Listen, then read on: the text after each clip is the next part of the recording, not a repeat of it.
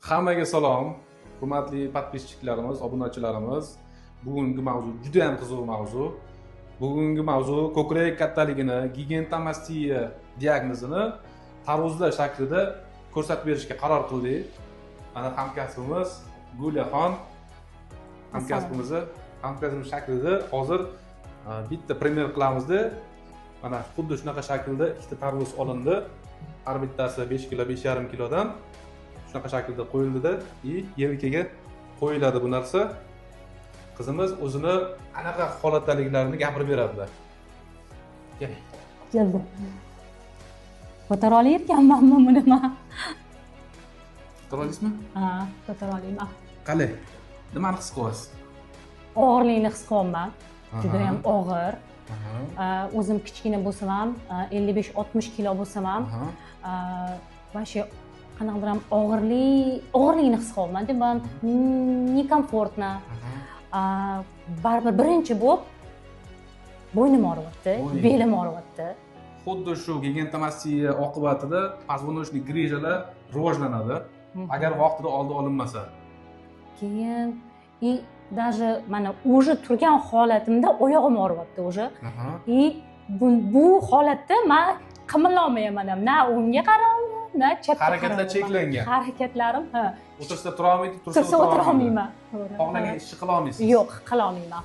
To'g'ri. Endi bu turishda qanaqa yotish, uxlash mumkin?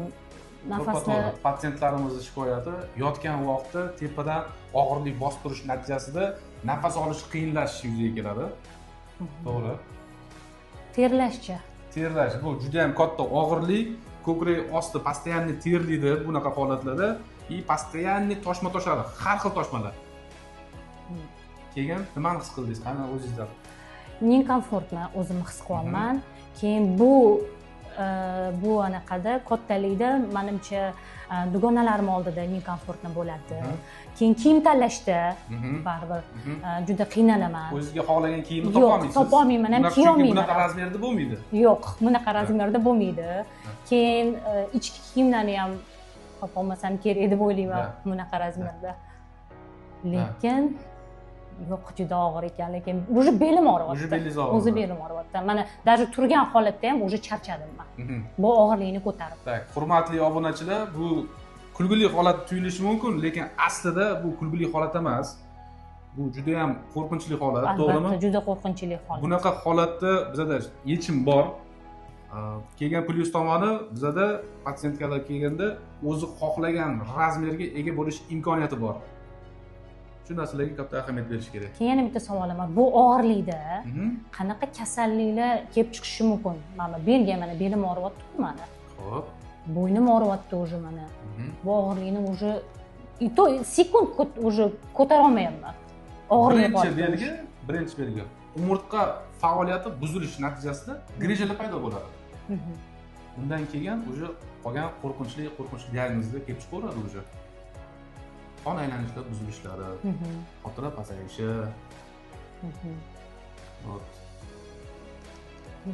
Qiyin ekan lekin. Agar shunaqa holat sizda bo'lganda, o'zingiz chiritirishga borgan bo'larmidingiz masalan? Albatta. Agar yaxshi mutaxassis topganingizda. Yaxshi mutaxassis topganimda albatta borgan bo'lardim, chunki juda qiyin ekan. Mana turgan holatda birinchi bo'lib baribir oyoqga berar ekan. Oyoqga, tizzaga, bo'yin, позвоночник. Chunki даже hozir uncha bunaqa harakatlana olmayapman men. Og'irligidan. Plus psixik stress bor. Stress ham bo'ladi. Ha, oynaga qaraganingizda baribir nekomfortna-da, bu o'zingizga yoqmaysiz. Ne только dugonalaringiz Dugonamga ham nekomfortna bo'ladi. Ularning oldida ham baribir ham, ishga borganingizda ham, hamma uyda ham. O'zingizni qanaqadir 150 kilodek his qilyapsizmi? Ha, o'zim 60 kilo bo'lsam ham xuddichi 150 kilodek his qilardim. Juda ham og'ir ekan. Tabiiy hol. Bu именно shu shikoyatlar bilan patsientlar, ya'ni bemorlar murojaat qilishadi. Operatsiyadan keyin o'zini xohlagan razmeriga ega bo'lib, xursand bo'lib ketishadi.